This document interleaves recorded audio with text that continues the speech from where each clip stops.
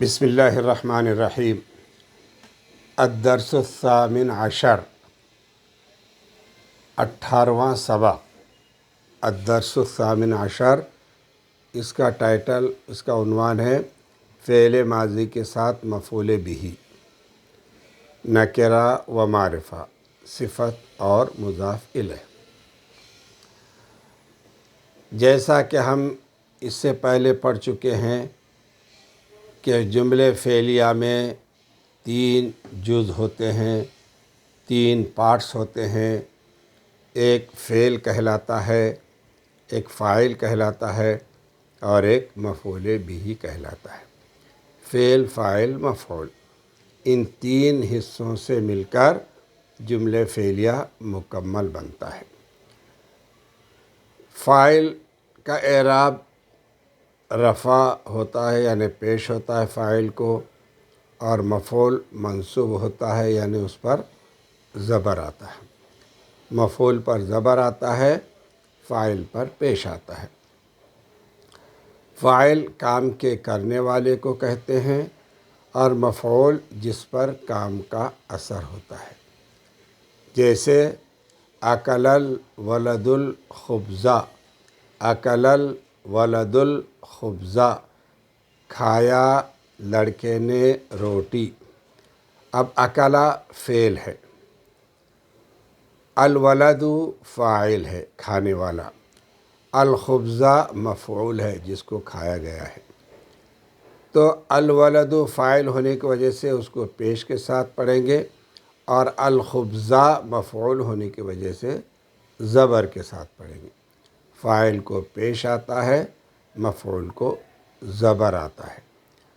اب یہ ہوا تینوں کا مجموعہ، فعل، فاعل، مفعول۔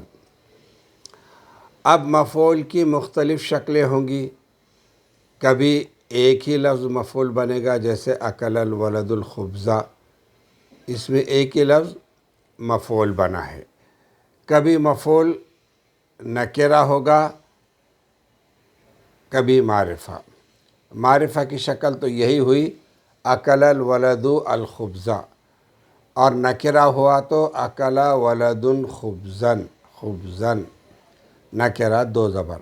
یہ مفعول کی ایک شکل یہ ہے کہ مفعول بہ کبھی نکرہ ہوگا، کبھی معرفہ ہوگا۔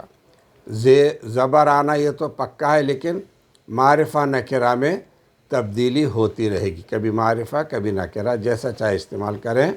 مفعول بہ کی دونوں شکلیں ہو سکتی ہیں۔ یا مفعول بہ کبھی موصوف صفت بن کر آئے گا، مفعول بہ کبھی موصوف صفت بن کر آئے گا، جیسے اکل الولد خبزا بائتا، خبزا بائتا، یہ موصوف صفت ہے۔ خبزا موصوف، بائتا صفت۔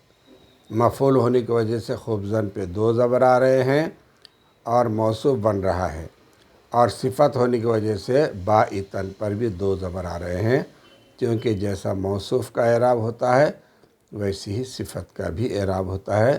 موصوف پر اگر 2 زبر آ رہے ہیں تو صفت پر بھی 2 زبر آئیں گے۔ خبزا بائتا، یہاں مفعول بہ موصوف صفت بن کر آیا ہے، اور یہی مفعول بہ کبھی مضاف، مضاف الیہ بھی بن کر آتا ہے۔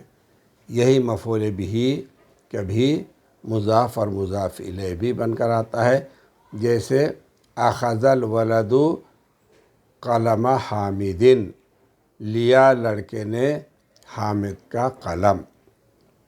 قلم حامد، قلم، اخذ الولد قلم حامد، یہ قلم حامد، قلم مضاف ہے، حامد مضاف الیہ ہے۔ مضاف اپنے مضاف الیہ کے ساتھ مل کر مفعول بن رہا ہے اخذ کا، اس لیے قلم پہ زبر آئے گا۔ اچھا، مضاف، مضاف الیہ میں مفعول جو زبر والا ہوتا ہے، مضاف پر وہ آئے گا زبر۔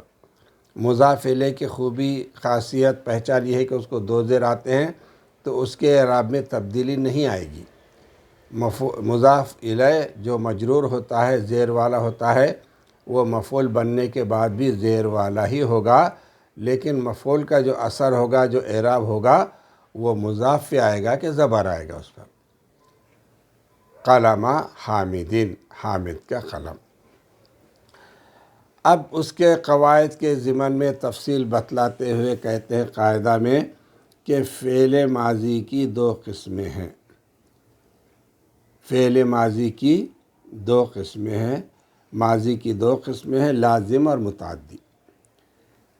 لازم کا ذکر سبق نمبر 14 میں پڑھ چکے ہیں کہ لازم محض فاعل کے ملنے سے پورے معنی دیتا ہے، اس کو مفعول کی ضرورت نہیں ہوتی، اس لیے یہاں فعل لازم کا ذکر نہیں ہوگا، چونکہ سبق میں بات چل رہی ہے مفعول بہ کی، اس لیے لازم کو مفعول ہی نہیں آتا، اس لیے وہ ذکر ہی نہیں آئے گا اس کا۔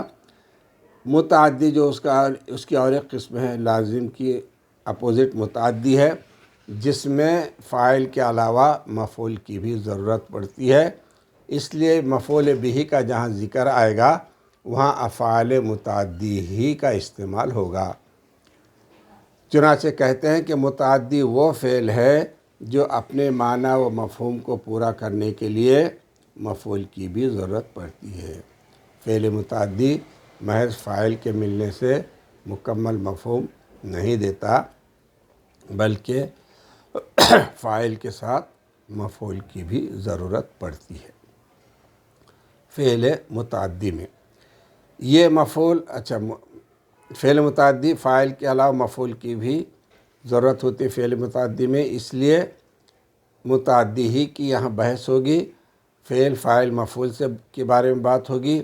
اب یہ مفعول بہ کی مختلف شکلیں بتا رہے ہیں کہ یہ مفعول کبھی نکرہ یعنی معین شے ہوتا ہے، غیر معین شے ہوتا ہے، یہ مفعول کبھی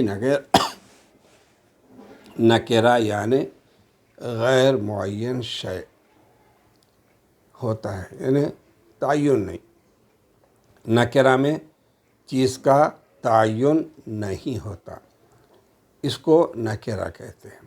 جیسے اکل الولد خبزن، کھایا لڑکے نے روٹی، خبزن مفعول ہے اور نکرہ ہے۔ اور کبھی معرفہ ہوتا ہے، یعنی اس پر الف لام آتا ہے جو معین شے پر دلالت کرتا ہے، متعین چیز کو بتلاتا ہے، جیسے اکل الولد الخبزہ، کھایا لڑکے نے روٹی۔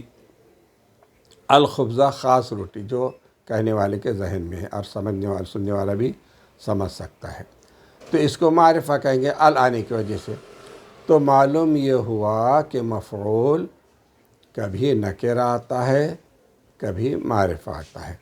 نکرہ آنے کی صورت میں دو زبر ہوں گے، جیسے اکل الولد خبزن، اور معرفہ ہونے کی وجہ سے ایک زبر ہوگا، جیسے اکل الولد الخبزہ، معرفہ ہونے کی وجہ سے ایک زبر۔ یہی مفعول کبھی موصوف اور صفت کی شکل میں بھی آتا ہے، جیسے اکل الولد خبزن بائتن، خبزن بائتن دونوں مل کر مفعول ہے، خبزن موصوف ہے، بائتن صفت ہے، باسی روٹی، روٹی خبزن، باسی بائتن، روٹی کی صفت بائسن ہے، موصوف پہ دو زبر تو صفت پر بھی دو زبر آتے ہیں۔ اکل الولد، کھایا لڑکے نے، خبزن بائتن، باسی روٹی۔ تو یہاں مفعول بن رہا ہے موصوف اور صفت دونوں مل کر، اور کبھی مضاف و مضاف الیہ ہوتا ہے، مفعول بہ کبھی مضاف مضاف الیہ بھی بن کر آتا ہے، یا مضاف مضاف الیہ کبھی مفعول بھی بن کر آتا ہے، جیسے اخذ الولد قلم حامدین، لیا لڑکے نے حامد کا قلم۔ یہاں قلم مضاف ہے، حامدین مضاف الیہ ہے، اور مضاف مضاف الیہ مل کر مفعول بن رہا ہے اخذ کا، مفعول بن رہا ہے اخذ کا، لیا لڑکے نے حامد کا قلم۔ اب مضاف مضاف الیہ میں مضاف کا اعراب بدلتا ہے، لیکن مضاف الیہ کا نہیں بدلتا، اس کو دو زیر ہی آئیں گے، اور مضاف مفعول ہونے کی وجہ سے ایک زبر آئے گا، اور پڑھیں گے اخذا الولد قلم حامد، لیا لڑکے نے حامد کا قلم۔ مفعول بھی ہمیشہ حالت نصب میں ہوتا ہے، یعنی مفعول پر ہمیشہ زبر آتا ہے، فاعل کو ہمیشہ پیش آتا ہے اور مفعول کو ہمیشہ زبر آتا ہے۔ اب اس سبق میں جو الفاظ استعمال ہو رہے ہیں اس کو بھی یہاں بتلا رہے ہیں کہ اکلا اس نے کھایا، اکلا اس نے کھایا، اخذا اس نے لیا۔ اب دیکھو متعدی کی پہچان ہم نے بتائے تھے کہ اس کے اردو ترجمے میں نے آتا ہے۔ اس نے کھایا، اس نے لیا، اشترا اس نے خریدا، اشترا اس نے خریدا، قرأ اس نے پڑھا، قرأ اس نے پڑھا۔ یہ افعال ہے متعدی۔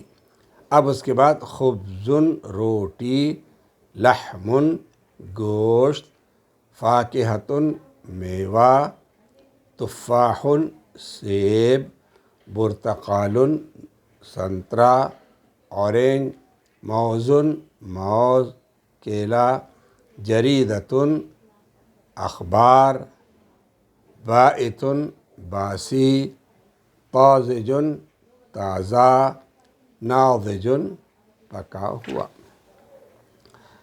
اب یہاں انہوں نے اکلا، اخذا، قرأ اور اشترا کی گردان بھی دی ہے۔